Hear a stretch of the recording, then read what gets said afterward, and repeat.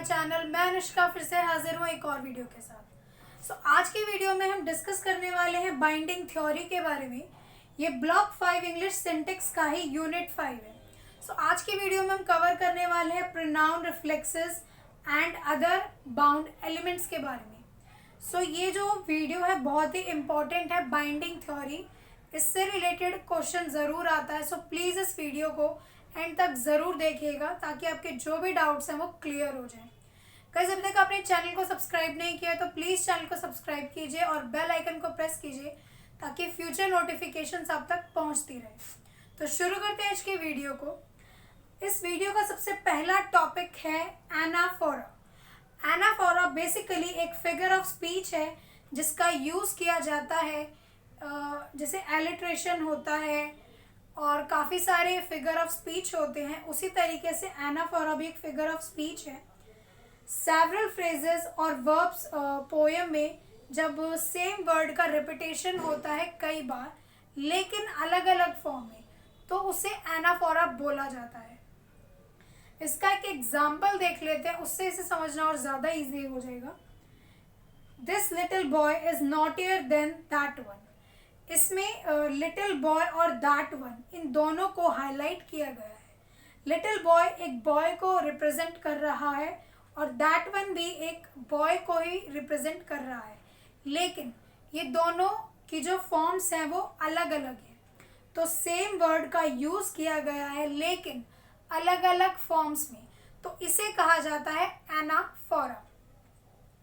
अब बात करते हैं बाइंडिंग थ्योरी के बारे में, जो कि सबसे इम्पॉर्टेंट टॉपिक है इस वीडियो का। सबसे पहले ये जान लेते हैं कि बाइंडिंग थ्योरी होती क्या है। This theory deals with the distribution of pronominal and anaphoric elements. ये प्रोनोमियल और एनाफोरिक एलिमेंट्स के साथ डील करती है। It is the distribution of anaphoric elements, pronoun, reflexive etcetera. ये जो थ्योरी है प्रोनाउंस के साथ और रिफ्लेक्सिव प्रोनाउंस के साथ डील करती है, यानी उसका यूज़ होता है इसमें। The theory identifies the syntactic relationship between a given pronoun, noun and it's antecedents. Basically ये हमें क्या बताती है, ये थ्योरी हमें रिलेशन के बारे में बताती है, किसके, नाउन, प्रोनाउन के और उनके एंटीसीडेंट्स के बारे में। एक एग्जाम्पल देख लेते हैं, उससे इसे समझना थोड़ा ईजी हो जाएगा। जैसे कि एक एग्जाम्पल है, टॉम हर्ट्स हिमसेल्फ, यानी कि इसमें जो टॉम है वो खुद को ही हर्ट कर रहा है। तो इसमें अगर हम टॉम को एक्स मान ले तो और हिमसेल्फ भी एक्स ही होगा। क्यों? क्योंकि ये दोनों सेम है। तो टॉम हर्ट्स हिमसेल्फ, इसीलिए हमने टॉम को यहाँ पे एक्स माना, तो हिमसेल्फ भी यहाँ पे एक्स हो जाएगा। टॉम यहाँ पे एक नाउन है, वो एक रिलेशन शो कर रहा है इसके एंटीसीडेंट से। अब एक दूसरा एग्जाम्पल ले लेते हैं, यहाँ पे टॉम हर्ट्स हिम। अब यहाँ पे हिम कौन है ये आइडेंटिफाई नहीं किया गया है। यहाँ पे हमने क्वेश्चन मार्क पुट किया है क्योंकि हमें नहीं पता कि हिम कौन है। तो टॉम को अगर हमने एक्स माना तो हिम जो है वो एक्स वाई बन जाएगा और यहाँ पे नॉट सेम का केस आ जाएगा, यानी ये कोई अदर पर्सन है। तो इसमें जो रिलेशन है वो क्लैरिफाई नहीं हो रहा है। टॉम और हिमसेल्फ का सेम रिलेशन है और इसमें टॉम और हिम का रिलेशन अलग अलग है। नेक्स्ट अब हम बात करते हैं इसमें आर एक्सप्रेशन के बारे में। It refers NP means noun phrase that get its meaning by referring to an entity in the world. यानी आर एक्सप्रेशन जो है वो बेसिकली नाउन फ्रेज को रिप्रेजेंट करता है। इसके कुछ एग्जाम्पल हैं, जैसे कि जॉन जो कि एक नेम है, बॉटल ऑफ वाटर एक ऑब्जेक्ट है। नेक्स्ट इसके बाद आता है pronoun, an NP that may get its meaning from another NP in the sentence. Pronoun जो कि नाउन की जगह पर यूज़ किया जाता है, जैसे कि इसका एग्जाम्पल है दे लव जॉन। इसमें जो नेक्स्ट सेंटेंस है वो है Ali said that he played chess. इसमें जो अली है, अली एक नाउन है, ही एक प्रोनाउन है जो कि अली को रिप्लेस कर रहा है। अब नेक्स्ट हम देख लेते हैं एंटीसीडेंट क्या होता है। NP that gives meaning to another NP, यानी ऐसा नाउन फ्रेज जो मीनिंग देता है दूसरे नाउन फ्रेज को। अब वो दूसरा नाउन फ्रेज प्रोनाउन भी हो सकता है, एनाफोरा भी हो सकता है। को इंडेक्स्ड, टू NPs आर को indexed if they have the same index. दो जो NP हैं वो को इंडेक्स तब कहलाएंगे जब उनका जो इंडेक्स होगा सेम होगा।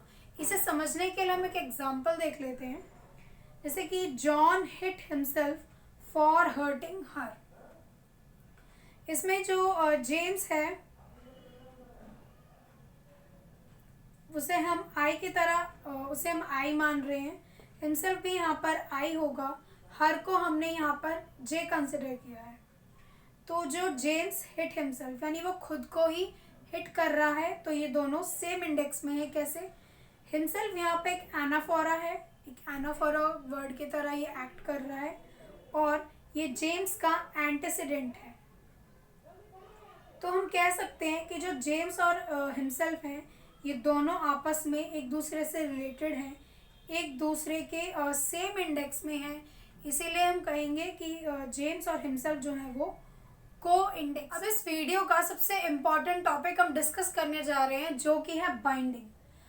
कोई भी सेंटेंस खुद से बाइंड है या नहीं, वो दो कंडीशंस वेरीफाई करने के बाद ही हम बोल सकते हैं। पहला है A एंड B आर को इंडेक्स्ड। अगर A और B आपस में को इंडेक्स्ड है तो वो बाइंडिंग कंडीशन में होगा।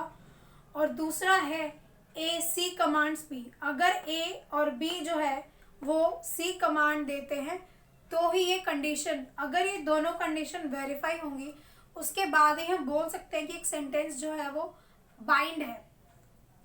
इसे समझने के लिए हम एक एग्जांपल देख लेते हैं, जैसे कि जॉन हर्ट्स हिमसेल्फ। इसमें जो TP है यानी टंग फ्रेज, इसे हमने डिवाइड किया दो पार्ट्स में, जो कि है DP और T। DP है यहाँ पे डिटर्मिनेंट फ्रेज और T यहाँ पे रिप्रेजेंट कर रहा है टेंस को। अब इसे भी हमने दो पार्ट्स में डिवाइड किया, T यानी कि tens plus past. Plus past का यहाँ पे मतलब है प्रेजेंट टेंस, क्योंकि इस सेंटेंस में प्रेजेंट टेंस का यूज हुआ है, जॉन हर्ट्स हिमसेल्फ। और दूसरा इसे हमने डिवाइड किया VP यानी कि वर्ब फ्रेज। अब VP को भी दो पार्ट्स में डिवाइड किया, DP यानी डिटर्मिनेंट फ्रेज जो कि है जॉन, और वर्ब को हमने डिवाइड किया DP यानी कि हिमसेल्फ। तो जॉन और हिमसेल्फ यानी जॉन हिमसेल्फ खुद है, तो इसे भी हमने आई कंसिडर किया, हिमसेल्फ को भी हम आई कंसिडर करेंगे। तो हम बोल सकते हैं कि आपस में ये को इंडेक्स्ड है और ये C कमांड दे रहा है। तो ये दोनों कंडीशंस वेरीफाई होने के बाद हम बोल सकते हैं कि जो ये सेंटेंस है ये बाइंडिंग थ्योरी को क्लैरिफाई। तो हम एक सेकेंड एग्जांपल से इसे और क्लियरली समझने की कोशिश करते हैं।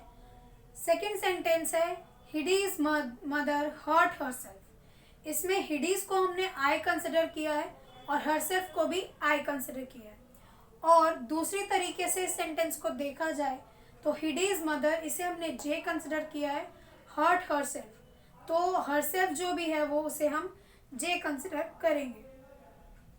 अब बात करते हैं यहाँ पे TP यानी टंग फ्रेज की। इसे हमने डिवाइड किया DP, J और T यानी टेंस में। अब सिर्फ हम इस पोर्शन को पहले डिस्कस करेंगे। DP को हमने डिवाइड किया DP और DP डैश। तो DP जो था वो आई कंसिडर हुआ यानी कि हिडीज, वो आई माना जाएगा। और जो DP डैश है डिटर्मिनेंट फ्रेज, उसे हमने D और NP में क्लासिफाई किया है। तो जो NP यानी कि नाउन फ्रेज है वो मदर J माना जाएगा। तो I और J ये को इंडेक्स्ड आपस में नहीं है और ये C कमांड को भी फॉलो नहीं कर रहे, तो ये बाइंडिंग थ्योरी जो है यहाँ पे एप्लीकेबल नहीं है। अब दूसरी तरफ अगर हम T यानी टेंस की बात करें, इसे स्प्लिट किया गया है T में और VP में।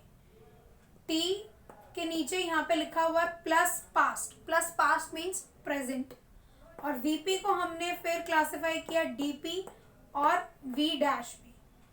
फिर V डैश को हमने फिर से क्लासिफाई किया V और DP में।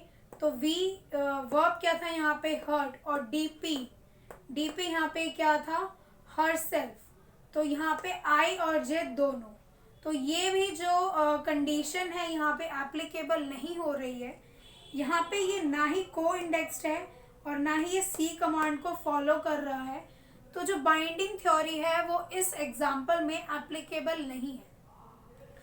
सो गाइस, इसी के साथ ये वीडियो यहाँ पे कंप्लीट होती है। आई होप आपको ये समझ में आया होगा। अगर वीडियो अच्छा लगा तो चैनल को सब्सक्राइब, लाइक एंड शेयर ज़रूर करें। मिलते हैं नेक्स्ट वीडियो में बाइंडिंग प्रिंसिपल की वीडियो के साथ। तब तक के लिए keep smiling, keep learning, keep growing, never stop learning because life never stop teaching. Thanks for watching.